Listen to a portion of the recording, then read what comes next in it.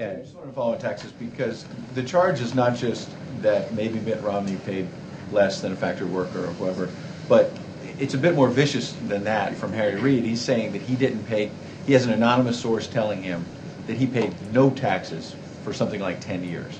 So the president's talked a lot about changing the tone in this town. Why hasn't he picked up the phone and asked Harry Reid to stop making a charge like that?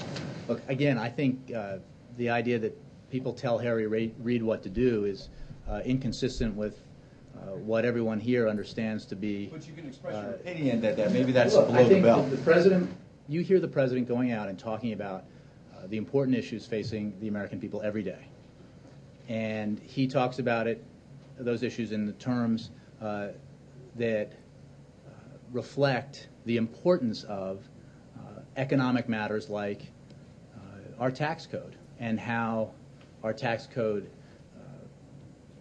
for example, currently benefits companies that ship jobs overseas.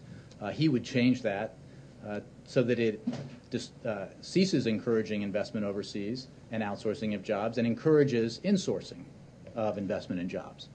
He talks about that in terms of, as I was saying earlier, a tax code that allows, in totally legal fashion, hedge fund managers to pay an effective tax rate that's significantly lower than most Americans, or many Americans, and that is not reflective of a system that we need to have in place that helps the American middle class grow, helps enhance its security. But that's not the charge. The charge is that Mitt Romney didn't pay taxes for 10 years. Does the White House believe that allegation? Again, I would refer you to Senator Reid for, I can't, only Senator Reid knows his source, which he has discussed, and I would refer you to that. I think it is a fair point to make that this is an issue that was not originated during the general election campaign, did not start with the president's campaign or with Senator Reid. It started in the Republican primary when Governor Romney's opponents brought up this issue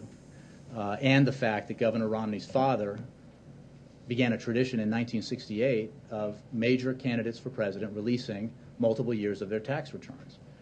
And that is a tradition that has been adhered to by major candidates for president ever since. Nancy Pelosi today said, quote, Harry Reid made a statement that is true. Somebody told him it is a fact. Do you agree with that rationale? I haven't seen that statement, but again, I would refer you to but if someone just makes Nancy an allegation Pelosi that you didn't pay and taxes Harry for Reid, 10 years, that's just a fact? Look, I think the president is focused on, and you hear him talk about this every day, issues that matter to the American people that have to do with both tax fairness, but also actions that we need to be taking to grow the economy, that we need to be taking to increase job creation here in the United States, that we need to take in order to bring jobs back from overseas and have companies invest here in the United States. Those are the issues the president's talking about. And you'll continue to hear him talk about those issues tonight and every day when he's out there making the case to the American people about his agenda. Go ahead, John. And one more on Harry Reid. It's a simple question. Does the president think that this allegation coming from Harry Reid, without any evidence made on the Senate floor, is that below the belt? Does that cross the line? Yeah. Again, I have not. The president has not expressed an opinion to me on this. I can tell you that the president is focused on the issues that I've just talked about, and again, he believes in the tradition of releasing tax returns. I mean, this is an issue that was raised by contenders for president in the Republican primary.